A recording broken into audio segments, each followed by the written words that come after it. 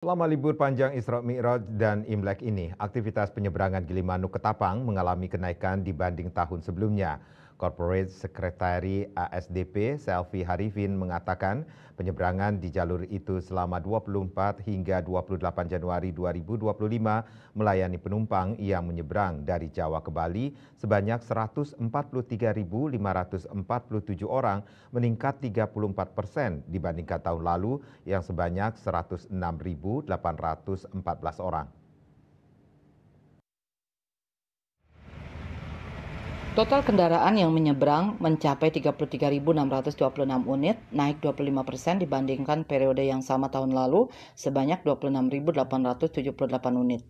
Sebaliknya, pergerakan dari Bali ke Jawa juga mengalami lonjakan signifikan. Total penumpang yang menyeberang dalam periode tersebut mencapai 126.116 orang, meningkat 51% dibandingkan tahun lalu sebanyak 83.655 orang. Total kendaraan yang menyeberang mencapai 31.184 unit, naik 24% dibandingkan periode yang sama tahun lalu sebanyak 25.139 unit. Dalam menghadapi dinamika perjalanan di tengah cuaca yang tidak menentu, ASDP akan terus berkoordinasi aktif dengan BMKG dan stakeholder lainnya untuk memastikan layanan penyeberangan tetap berjalan lancar, aman, dan selamat. Di akhir libur panjang Rabu 29 Januari malam, arus kendaraan keluar Bali terpantau padat. Kendaraan yang hendak menyeberang ke Pulau Jawa dan menunggu di areal Pelabuhan Gilimanuk dominasi kendaraan barang, kendaraan kecil atau mobil, dan bus.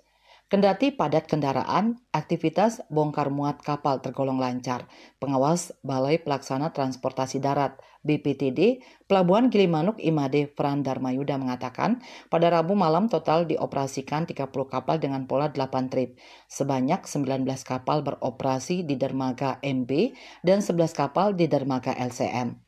Meski padat, BPTD memastikan seluruh proses bongkar muat berjalan lancar. Informasi cuaca dari BMKG menyebutkan kondisi cuaca di sekitar pelabuhan terpantau hujan ringan dengan kecepatan angin 4-10 knots. Tinggi gelombang 0,50 sampai 1,25 meter dan arus laut bergerak dari barat laut ke timur laut. Surya Dharma, Bali Pos melaporkan.